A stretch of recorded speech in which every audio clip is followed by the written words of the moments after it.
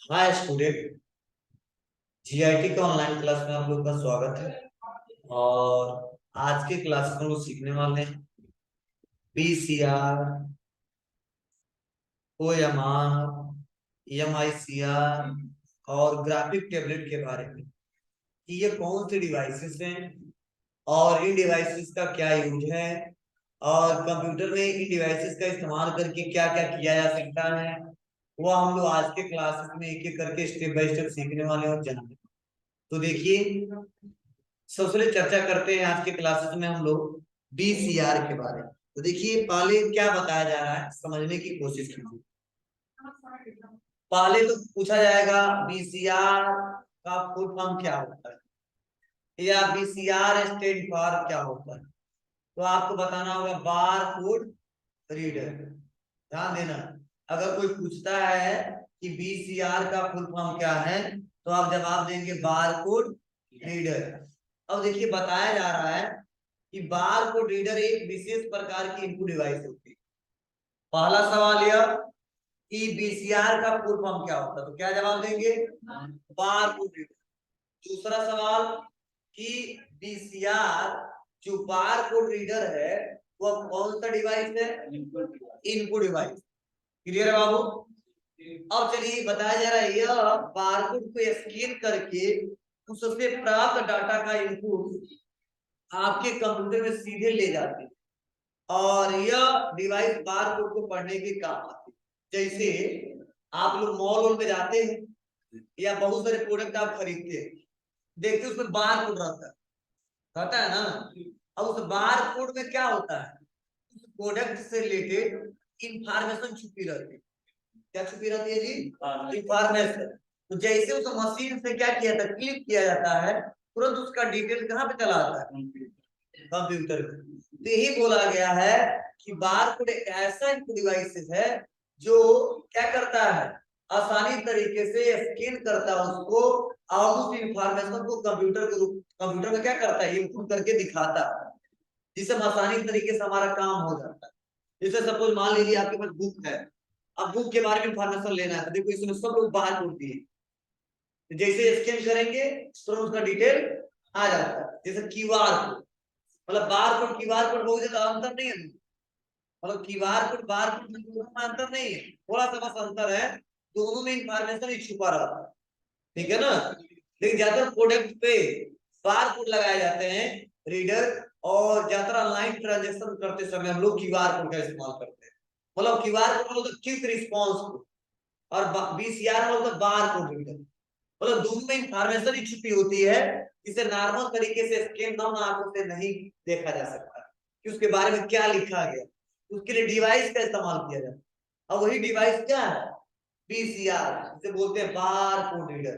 मतलब क्या करेंगे, अब इसको कंप्यूटर में कनेक्ट करते हैं और कंप्यूटर में कनेक्ट करने के बाद से जैसे मान लो बुक है उसको बार कोड है, तो जैसे क्लिक करेंगे, देखो यहाँ पे देखो क्लिक हो रहा है, तो जैसे यहाँ क्लिक कर रहे हैं, दिख रहा है आपको? तुरंत इनका इंफॉर्मेशन यहाँ कंप्यूटर में शो रहा है ना। वैसे ही स्कैन होता है पहले, और स्कैन होने के बाद से वो पूरा इंफॉर्मेशन कंप्यूटर में आ जाता है। अब बार कोड बनाया किससे जाता है? तो कंप्यूटर से ही बनाए जाते हैं और डिवाइस से स्कैन किए जाते हैं और आसानी तरीके से इस्तेमाल करते हैं। अब मॉल में सबसे ज्यादा इसका प्रयोग देखे होगा आपने।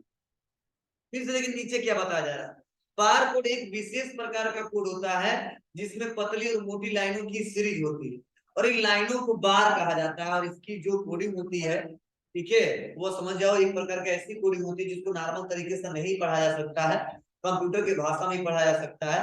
ठीक है, और इसके लिए डिवाइसेस का हम लोग इस्तेमाल करते हैं। मतलब पतली लाइनिंग होती है, उसी से हम क्या करते हैं, स्कैन करते हैं और आसानी तरीके से उसके बारे में इंफॉर्मेशन ले जाते हैं। तो अगर आज से कोई पूछे बीसीआर का मतलब क्या होता है, जवाब दे जाएंगे? हाँ। फिर से कल पूछूंगा और नहीं जवाब दे तो कल खड़ा कराऊंगा 1 घंटा। ध्यान दीजिए, आगे बढ़ते हैं। और अगला है वो है ओएमआर।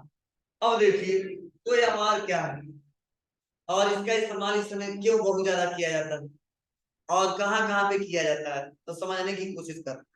आप लोग कितने लोग का ग्रेजुएशन है, फाइनल हो गया? अच्छा है, ठीक है, आप लोग देखे होंगे इसमें जो एग्जाम हो रहा है ना, तो फर्स्ट पेपर एमसीक्यू आ रहा है, मल्टीपल चॉइस क्वेश्चन, बहुविकल्पी आते हैं, तो आप लोग को वो एमआर सीट मिलता है और उसपे पेन से हमको उसको फिल करना होता है उस गोले, बोलो पहला पेपर। और सर बार बार आप लोग से कहते हैं बाबू गलती मत करना, कंप्यूटर से चेक होता है, तो गलती करते हो बार बार और वाइटनर लगाते हो और कभी दूधू पे गोला कर देते हो, कहते पहला नहीं दूसरा सही है, तो सही कहते हैं सर, कंप्यूटर से कॉपी चेक होता है, तो जो सीट मिलता है वो एमआर सीट रहता है। तो अगर थोड़ा भी अगर गलती कर देते हो तो कंप्यूटर में एक राइट एक ही आंसर बताया गया और कंप्यूटर को जो बताओ वही करेगा। कोई टीचर चेक करेगा ना तो देख लेगा चलो थोड़ा बहुत गलती किया, सही नंबर दे देगा नंबर, लेकिन कंप्यूटर से ऐसी बातें नहीं। कंप्यूटर को उन्होंने बता दिया पहले का दूसरा सही है तो दूसरा ही लगा होगा तो सही मानेगा, अगर पहला दूसरा दोनों लगा होगा तो दोनों को गलती कर देगा, कोई नंबर नहीं देगा। ठीक है, तो जो कॉपी चेक होता है ना इससे चेक होता है ओ एम आर से, जिसे बोलते हैं ऑप्टिकल मार्क रीडर। क्या बोलते हैं? Optical mark reader. देखिए क्या बताया जा रहा है कि वो एम आर सीट एक ऐसी सीट होती है जिसपे कुछ गोले बने होते हैं और इनका इस्तेमाल मल्टीपल चॉइस टेस्ट के जवाब देने के लिए किया जाता है। वो एम आर सीट में हम अपने सवाल के जवाब में सर्कल को भरना होता है।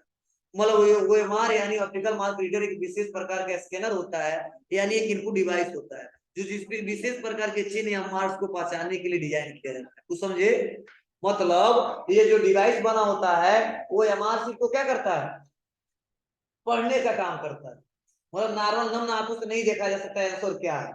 ठीक है, तो इसी इसी से कॉपी जो जाता है ना इसी में देखो लगाया जाता है, देखो वहां पे है और यहाँ पे चेक हो रहा है, देखो दिख रहा है वहां पे, यहाँ देखिए ये देखो ये मशीन है, तो यहाँ पे डाल दिया, अब चेक किया, कहा गया कंप्यूटर में और प्रिंटर से प्रिंट निकल के चला, समझे? ये एमआर है, इस पेपर को लगा दिया, चेक करेगा, ये कहाँ जाएगा चेक करेगा कंप्यूटर में, कंप्यूटर से कहाँ जाएगा प्रिंटर, अब प्रिंटर निकाल, ऐसे होता है।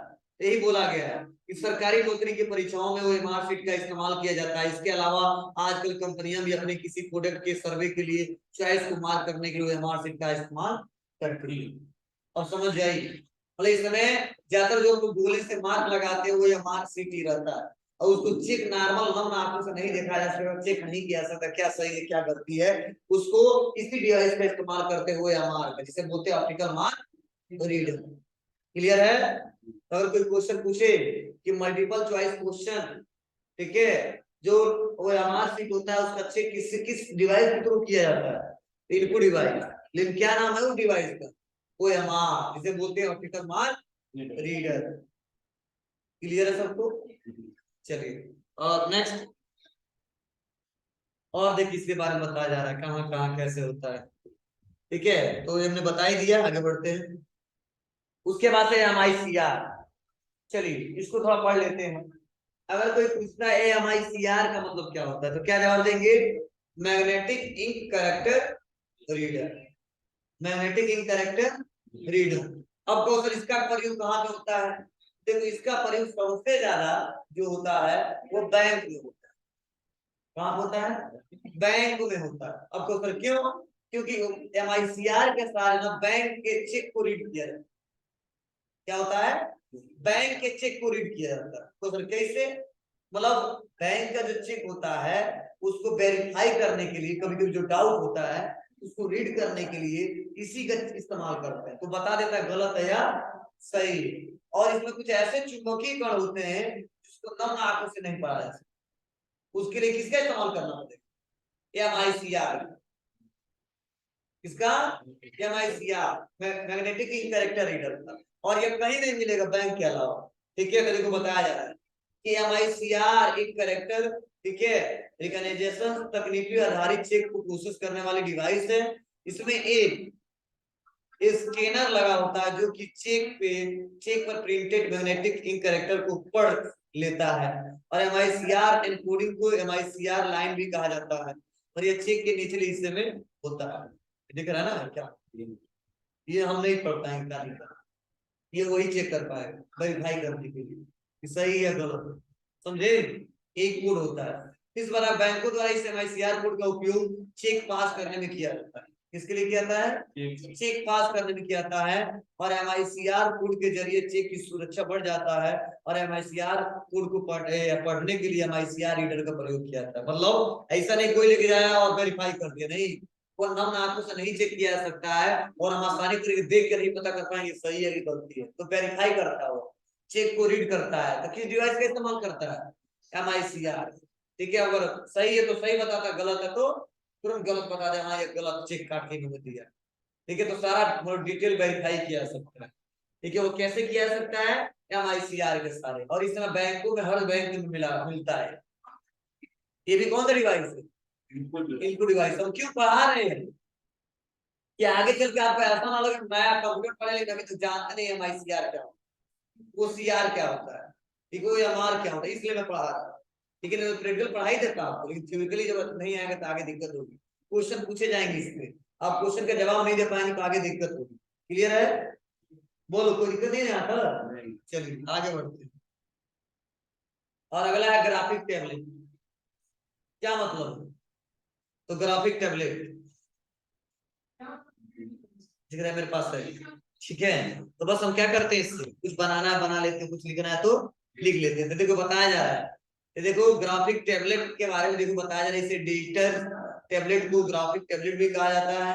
यह एक ऐसा डिवाइस है जिसे कंप्यूटर में ड्राइंग या ग्राफिक बनाने के लिए प्रयोग किया जाता है। इसमें एक टच स्क्रीन वाला इलेक्ट्रॉनिक डिस्प्ले होता है जिसमें स्टाइल्स की सहायता से कुछ भी ड्रा किया जा सकता है। हमें इसे बिल्कुल, ठीक है, स्लेट व पेंसिल की तरह प्रयोग कर सकते हैं और बनाए गए ड्राइंग को कंप्यूटर की मेमोरी में भी सेव कर सकते हैं। डिजिटाइज टेबल में कुछ बटन भी होते हैं जिनका प्रयोग विभिन्न कार्यों के लिए किया जाता है। साथ ही कुछ डिजिटाइज टेबलेट में ट्रैक बॉल भी पाया जाता है जिसे हम लोग घुमा सकते हैं। देखो ये ना पेन है, इससे ये पेन से लिखा जा रहा है, देखो पेन है, ये टेबलेट है, इसे बनाना है तो बस हम यहाँ पे आ गए, बस समझाना हमको, बना सकते हैं। बाबू ध्यान देना, ये कंप्यूटर है, यह हमारा CPU है, यह कीबोर्ड आ रहा है ना। तो इसको चाहेंगे हम सेव भी कर सकते हैं। देखो जैसे बैक जाएंगे ना, यहाँ पे देखो बैक है, बैक स्पेस,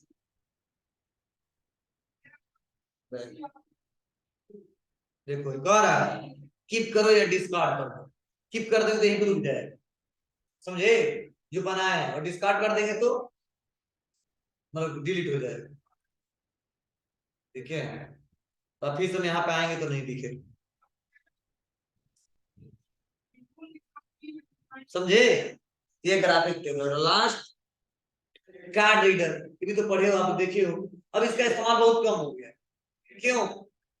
हाँ, अब इसका इस्तेमाल QR कोड पे, सभी लोग फोन पे, गूगल पे, पेटीएम का QR कोड रखे। आइए, अब पासवर्ड भी नहीं बताना है, दबाइए पासवर्ड, कितना पैसा स्कैन करें। ठीक है, तो बस क्या कार्ड रीडर भी आता है, किसके लिए? ATM कार्ड को रीड करने के लिए। देखिए बताया जा रही है, डिवाइस बैंक तथा शॉपिंग मॉल आदि जगहों पे ग्रीन कार्ड को रीड करने के लिए की जाती है। मतलब ATM को रीड करने के लिए किसका इस्तेमाल करते हैं, क्या बोलते हैं उसको? Card reader. ये भी कौन सा डिवाइस है? इनपुट डिवाइस नहीं दिख रहा है आपको जी? कोई ATM कार्ड ऐसे स्वीप कर रहा है और तुरंत उसका इंफॉर्मेशन आ जाएगा और कितना पैसा निकालना है, बस इंटर बटन दबा देंगे, पासवर्ड डालना पड़ेगा आपको। इसे बोलते हैं कार्ड रीडर। क्लियर है? चलिए, ये अभी तक हमने पढ़ा। ठीक है, करा थैंक यू बाय बाय। ठीक है, पढ़ चुके बहुत ज्यादा। मतलब इनपुट डिवाइसेस के बारे में अभी तक हमने इंफॉर्मेशन बताया, समझाया। तो अगर आपसे आपसे के बाद से कोई क्वेश्चन पूछा तो जवाब दे जाएंगे, कोई दिक्कत नहीं होगी। अब कैसे कैसे क्वेश्चन पूछे जाएंगे, चलो मैं बता रहा हूँ। देखो कैसे क्वेश्चन पूछे जा सकते हैं। पहला क्वेश्चन मैं आपके सामने रख रहा हूँ। पूछ सकता है कि माउस कौन सा डिवाइस है? तो पहला जवाब इनपुट डिवाइस। क्लियर है? फिर से पूछ सकता है कि सबसे ज्यादा प्रयोग में आने वाला इनपुट डिवाइस के नाम बताइए, 2 3 या 5 इनपुट डिवाइस के नाम बताइए। तो आपको बताना पड़ेगा, याद होना चाहिए। माउस, कीबोर्ड, स्कैनर, ये सबसे ज्यादा इस्तेमाल होते हैं। ठीक है, माउस, कीबोर्ड, स्कैनर, ठीक है, OCR, VCR, बहुत सारे। ठीक है, तो आपसे ऐसे क्वेश्चन पूछे जा सकते हैं। किस क्वेश्चन पूछे जा सकते हैं कि कीबोर्ड का उपयोग किस लिए किया जाता है? तो आप बता सकते हो? किसी भी टेक्स्ट को, नंबर को टाइप करने के लिए किया जाता है। कुछ भी करना है तो सबसे पहले लिखना है तो कीबोर्ड का इस्तेमाल करना है। ठीक है, किसी भी ऑब्जेक्ट को सेलेक्ट करने के लिए किसका इस्तेमाल किया जाता है? माउस का इस्तेमाल किया जाता है। ऐसे ऐसे जो भी पढ़ा उसमें बहुत सारे क्वेश्चन पूछे जा सकते हैं। किसी भी कोड को रीड करने के लिए किसका इस्तेमाल किया जाता है? तो कोड को रीड करने में जो ऑप्शन देगा, बार कोड को रीड करने के लिए, ठीक है, वो एमआर सीट को रीड करने के लिए, ठीक है, बताएंगे वो एमआर सीट है तो ऑप्टिकल मार्क रीडर लगाएंगे, अगर बार कोड है तो बीसीआर बताएंगे। बोलो, तो आप लोग को अलग अलग क्वेश्चन पूछे जा सकते हैं, लेकिन बस थ्योरेटिकली कंसेप्ट क्लियर होगा तो बता। क्लियर है? चलिए, आज आपको लैब में करना क्या है, मैं बोल रहा हूँ प्रैक्टिकल बताऊंगा। देखो, लैब में सबसे पहले देखो स्टार्टिंग में मजबूत होना चाहिए आपका क्या? टाइपिंग। क्या होना चाहिए? टाइपिंग। तो अभी लोग नॉर्मल अपनी टाइपिंग किए हो ना, आज भी कुछ अलग तरीके से टाइपिंग करना बता रहा हूं, जिससे और भी अच्छे से काम कर ले जाओगे और आपका टाइपिंग स्पीड और बढ़ता जाएगा। अब कैसे होगा? चलिए, अभी हम 10 मिनट करके आपको दिखा रहे हैं, जिससे आपको अभ्यास हो जाएगा और करोगे। देखो, क्योंकि देखो पढ़ने में कितना हो तेज, अगर आप कीबोर्ड अच्छे से नहीं चला पाते हो ना, तो आपको जल्दी कोई रखेगा, क्योंकि वो सब काम करवाना है कंप्यूटर से। भले थोड़ा कमजोर है लेकिन टाइपिंग स्पीड मेरा बहुत मजबूत है, तेज करते हैं ना तो हमको रख लेंगे। कहेगा कोई बात नहीं, हम बहुत तेज है लेकिन दिन में 2 पेज लिखते हैं, तो कहेगा जाइए। और अब बहुत कमजोर जो कमजोर है, धीरे धीरे समझते हैं, दिन में 5 पेज रखते हैं तो हमको ही रखेंगे।